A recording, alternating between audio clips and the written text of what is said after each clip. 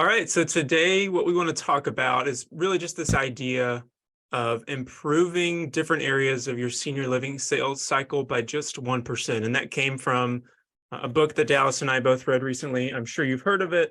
If you haven't heard of this book, I highly, highly recommend it. It's called Atomic Habits by James Clear.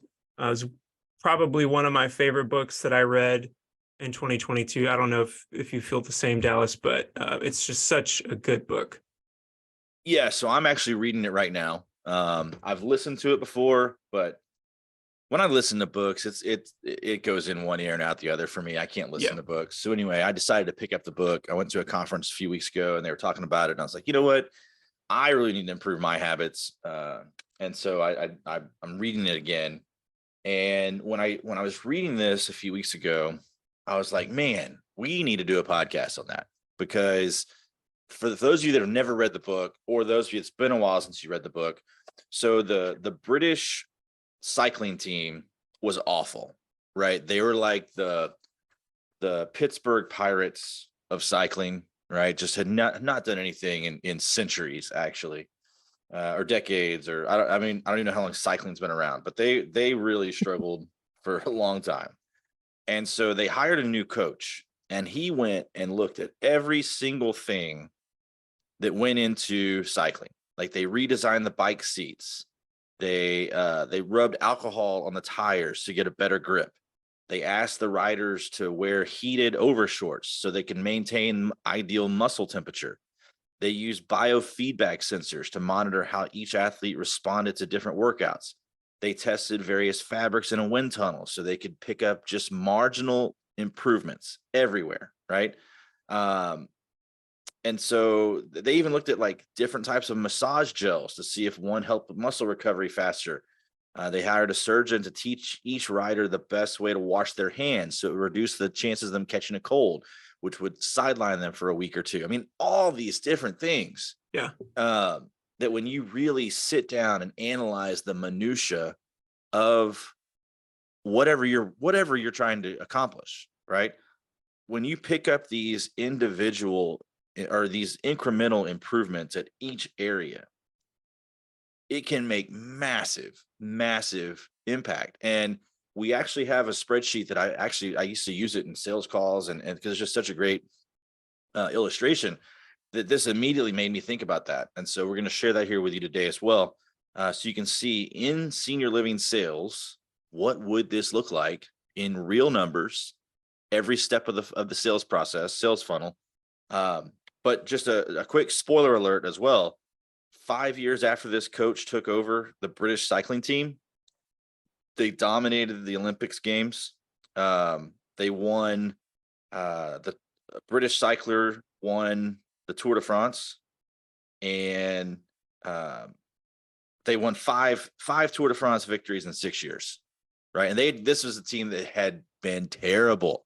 So for those of you that are like, oh man, our team really struggles, right? Like we're really struggling. We're not getting leads. We're not getting tours. We're not closing tours. Wherever it is, I would highly encourage you. Number one, just read these 2 pages of Atomic Habits. It's page 13, 14, 15. There's a few more pages, but read the first chapter. It will get you going, right? And you think about, okay, in the traffic, how do we get more traffic? How can we get 5 or 10% more traffic to our website? How can we get 5% more or 2% more of that traffic to turn into a lead? How can we get 2% more of those leads to turn into a tour, right? What can you do incrementally at every step along the way? And it's going to make massive improvements for you and your team. Yeah. Yeah. And so we want to start right at the top and just kind of talk about getting more traffic. And by the way, guys, real fast, like there's probably more to this. And actually, I would love for you to reach out to us and let's build this out. Tell us what we missed. But where are the areas? We've mapped out a pretty good one, I think. Right. So anyway, Luke, start at the top. How can people get more traffic? And again, we're not trying to double your traffic. We're going to say, okay, 5-10%, right?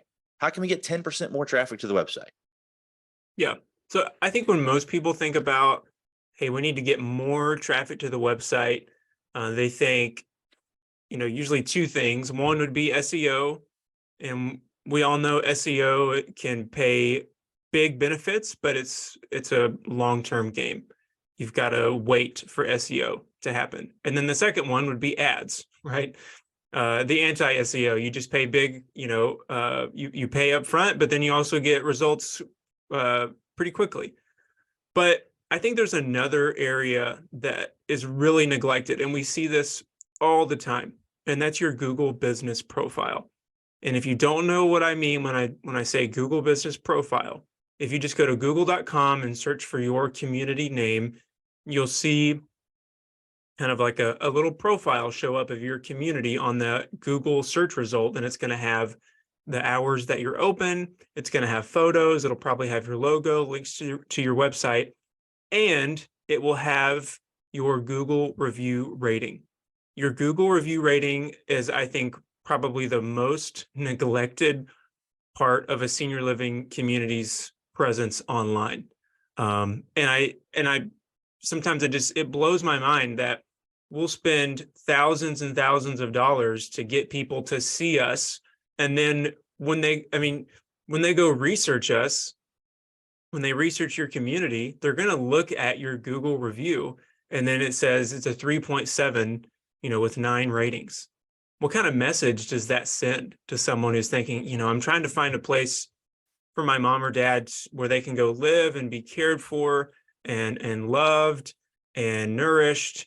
And I see this place as a 3.7. I'm not going to spend And by the way, any more time looking into that place.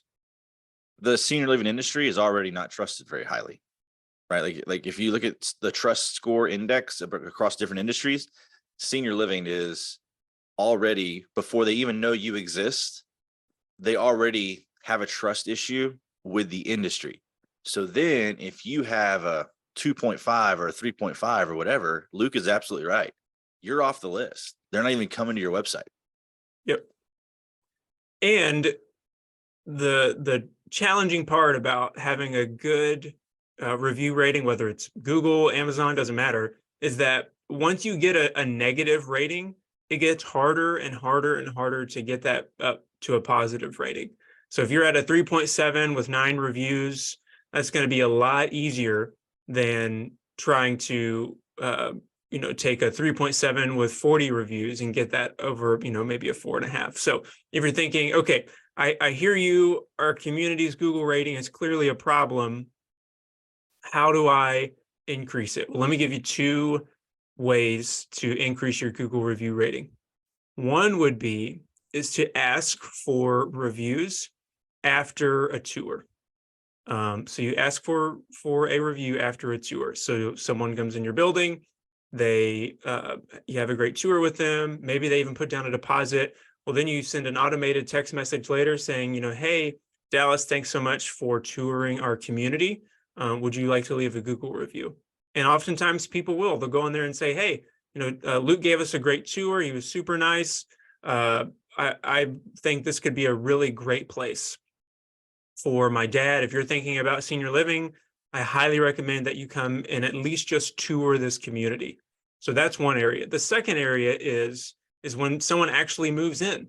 30 days after they move in, send a message saying, hey, would you like to leave us a Google review? And if they've already left one, they can just update the review they sent previously. And by the way, not just occasionally doing that, but making this part of your SOPs. When they move in, something's going to automatically reach out to the resident. If they are, especially independent living, it's going to reach out to the resident. If it's assisted living or memory care or skilled nursing or whatever, it's going to automatically reach out to the adult child or whoever is the point of contact. And I'll tell you what else is interesting about this, Luke, is we've seen communities that act of reaching out in 30 days, they uncover some issues that aren't going well, and it gives them a chance to correct it before the family pulls their family member out of the community and before they go blast you on Google, right? So having this is a double benefit, because number one, the people that love you, sure, 20%, 30% will go and leave a review. But the people that are not satisfied, you uncover it before it escalates. So Yep. having this be part of your process really is critical. Yep. And the last thing I'll say about reviews, and this is, I know it's very common. There's people that will still encourage you to do this, and I would discourage you from doing this. Do not review gate. And what I mean by review gate is you can set it up to where you send someone to a link and it says, hey, rate your experience from, 1 to 5. And if they click 3 stars or below, then it just sends them to a form that says, hey, sorry, you had a bad experience. But if they select 4 or above, then it sends them to Google. That's review gating. And definitely do not do that, because there have been companies who were found out and they were penalized, financially penalized. And so it's just a really, really bad situation. So I highly recommend that you do not review gate. When someone has an experience with your community, whether it's a tour or they've moved in, just ask them for the review and take away completely that option of being called out for review gating. 100%. So you get more traffic, right? Let's just say that this helps you get 5, 10, 15% more traffic. Maybe more. If you increase ads, you can quickly grow that traffic 50%, 100%, whatever. So how do you get more of that traffic to turn into a lead? Right? Well, number one, what are your calls to action look like on your website? Do you have the buy now button of senior living, which is schedule a visit, schedule a tour, book a tour, whatever you want to say, that doesn't matter, but that's the buy now button. And a lot of senior living communities, I mean, we mystery shop 2,500 communities last fall. A lot of them don't even have that button, right? So make it easy for them to take the next step, first of all. And number two, how does your website come across?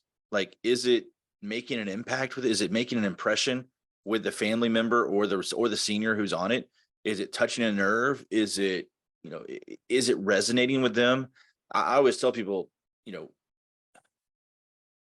when they look at the website, if you had the ability to see into their webcam, they should be like kind of nodding their heads or like, oh, like deep in thought, right? Like the Alonzo Mourning gif of like, oh man, that's a good point.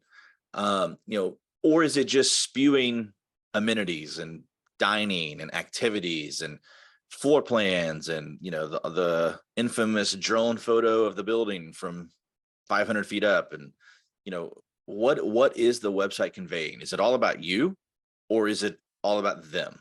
Because guess what? People don't like to hear other people talk about themselves. It's no different on a website, right? You need to engage them in that story. If you've never read the Donald Miller Story Brand books, it's fantastic. If you have any questions about that, I'm happy to chat with you sometime about that as well. I used to be a Story Brand certified guide and coach. But what is the website conveying, right? Is it resonating with them on an emotional level? Sure, you've got to have information on there, absolutely. But if you want a website to convert, it has to hit them emotionally so that they want to take the next action, right? Like we all make decisions based on emotion, and then we take action based on facts. So you do have to have it all in there, but you have to have the emotion. And this is one of the most emotional decisions people are ever going to make, right? Like deciding what to do with mom and dad. I've got family members that we're dealing with this right now. And so what does that look like? So, again, the calls to action, make them easy, make them simple. The language, also the photos, right? So show real photos of your community, people happy in your community. I've said this before on podcasts, but like, if all I see are stock images, my first question is, well, what are you trying to hide? Right? Like what do you not want me to see? And again, the fact that this is already an industry that people don't have a high level of trust in, everything you can do to build that trust, including also testimonial videos, right? We've seen this help many of our partners really, really increase the number of people that engage with them on their website.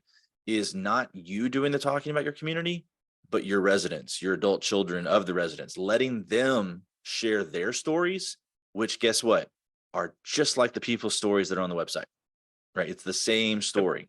So the more you can incorporate, especially video testimonials, the more powerful they are. And so again, so if you do all of these things, if you improve your language, you improve your photos, you improve your call to actions, you increase the number of video testimonials, I guarantee you that you will have at least a 5 to 10% increase in engagement. Guaranteed. Oh, absolutely. Absolutely. And if you have a community or multiple communities that are struggling occupancy wise, and you're trying to think, what can I do immediately to see results the fastest in terms of like getting more tours in my community, I would say in this step that we're talking about, just getting the calls to action right on your homepage is going to make an immediate impact right away, because we've seen that happen with our own partners.